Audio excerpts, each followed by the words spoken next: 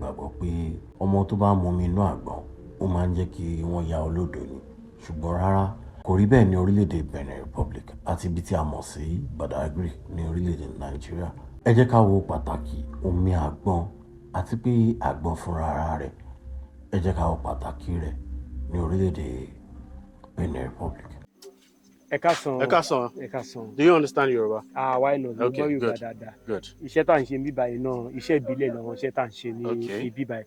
Àwọn iṣẹ́ tá à ń fi coconut shell, tá à ń fi àgbọn, igbá àgbọn tá a fi ń ṣe. So àgbọn lẹ fi ṣe báàgì báyìí. Gbogbo nǹkan tẹ́ ń wò yìí àgbọn ní gbogbo ẹ̀ pátápátá.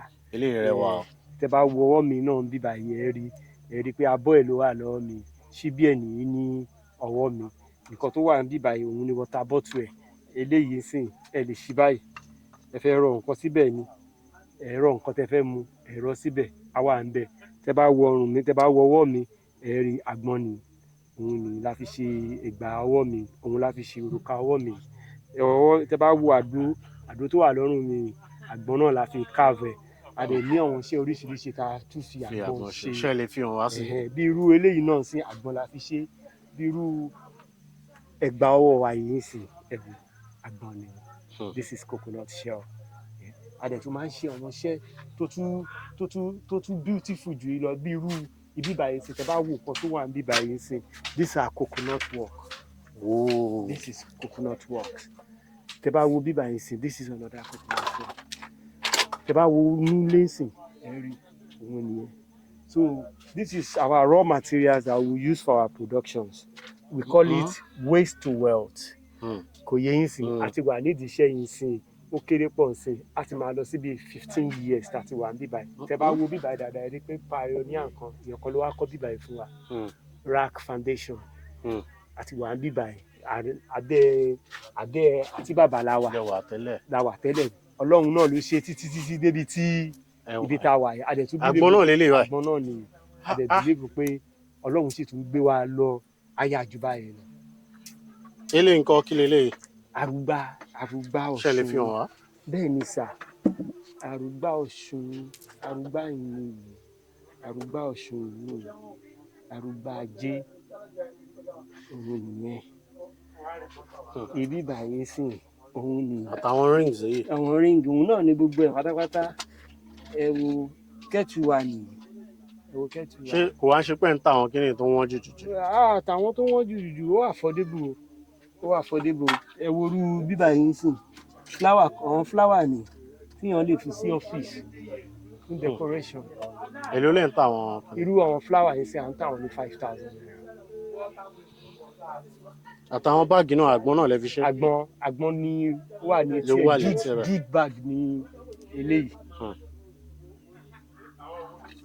A máa ń ṣiṣẹ́ púpọ̀ gan-an, à ń ṣe nǹkan púpọ̀. Tẹ́ bá wo àwọn mo ń ṣe nǹkan ní ọwọ́ though it's going to be the first production. Okay. Yeah, mo ń bọ̀ kí fi sample kìíní yẹn. Àgbọn náà lélẹ̀ báyìí. Yeah, those are coconut shell. Ó dàbí pé kí lélẹ̀? Ṣẹ́rẹ́ ni. Ṣóògùn lélẹ̀ ni àbí fashion? It's fashion. Everything has become gbogbo ẹ̀ ti di aláyé àtijọ́ ló máa lóògùn ní gbogbo nǹkan báyìí. Ṣẹ́rẹ́ ni. Sorry. Ẹ wo nǹkan tí mo ní mo fẹ́ fi wọ̀nyí. So it's going to be the first design so far. This is coconut shell. These are coconut work. So a fẹ́ fi sin ilẹ̀kẹ̀. Ilẹ̀kẹ̀ táwọn lọ́balọ́ba máa ń lò tó máa ń gùn dé tó máa ń dùn lórí ìdòdò báyìí. A máa wá fi àgbọn wa yìí náà a fẹ́ fi ṣe very beautiful pendant. Tó máa jẹ́ bí crown. Síbẹ̀. Tó máa fi ṣe síbẹ̀.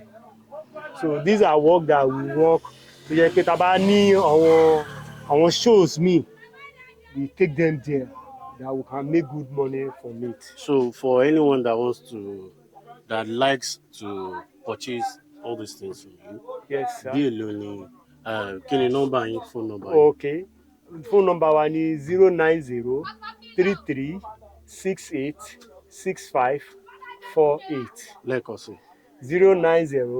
09033686548. Òun náà dẹ̀ ni WhatsApp number wa. Okay. ṣe gan. Èwo ni ẹ wá fẹ́ tà fún mi báyìí? Èmi fẹ́ ra ilé. Èló lẹ máa tà fún mi? This one. Màá fún yín ní 1500 2000 mò ń tà. Ilé yà bí? Bẹ́ẹ̀ ni sà. Òun ni kọ́lọ̀ brown one ẹ̀ ló wà lọ́wọ́. Ọ̀la ilé ni mo like.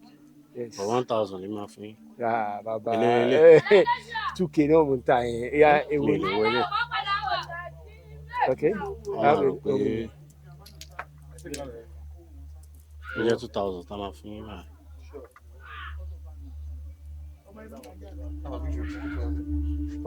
So this is how you wear this. Ẹ bá ti fi sọ́wọ́ bẹ́ẹ̀ ó ti yẹ yín náà. Okay. Eso. Ó ti wà okay bẹ́ẹ̀. Ó ti wà okay bẹ́ẹ̀. Yeah. Ó ti wà okay bẹ́ẹ̀. So. Èyí lẹ fẹ́ fún mi báàgì last kí n ra fún ìyàwó mi.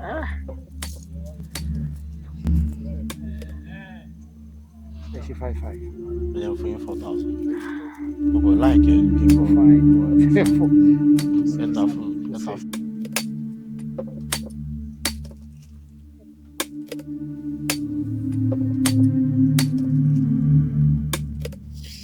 Taste ẹ̀ dàbí ẹmu.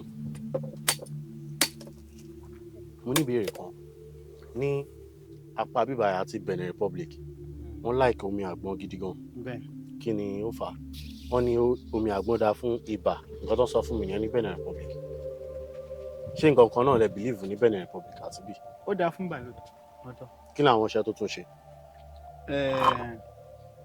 Pé old age wọ́n máa jẹ́ kí egungun kó strong láti fi rìn dáadáa. Oníjẹ wàá èèyàn tún máa tọ̀ nọ́mà bí àgbàlagbà mọ́kànlélọ́wọ́ tó dé ìjìbá ti ń dé ẹlòmíì àti tọ̀ àti ọmọdé.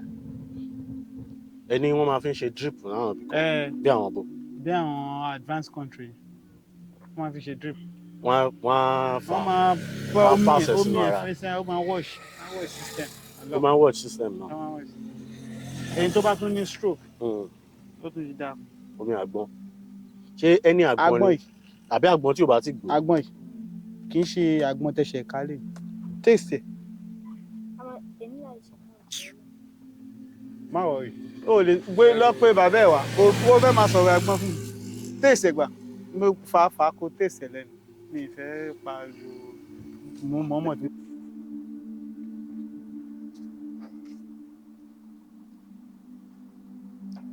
Ibi tí a wà gangan ni Christianity kọ́kọ́ dé sí ní orílẹ̀-èdè Benin ní ìgbà tó dé ní ọdún 1877 ní Christianity dé ní ìgbà náà.